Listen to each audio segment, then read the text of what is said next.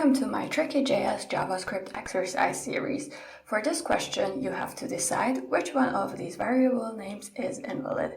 If you haven't chosen an answer, please stop the video now and resume when you are ready. The correct answer is let default because default is a reserved keyword.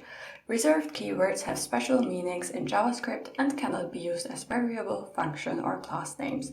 If you try to use them, you will get an error, as you can see here in the console. JavaScript has many reserved keywords and you are not required to know them all by heart.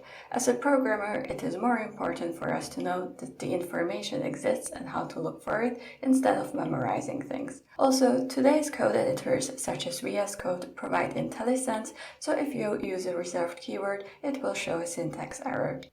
Nonetheless, I thought I would include this question in case you are new to JavaScript and have not yet encountered reserved keywords.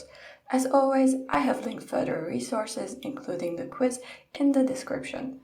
In the next video, we will be tackling this question. If you like this video, please like and subscribe for more JavaScript and front-end tutorials. Thanks for watching and see you next time.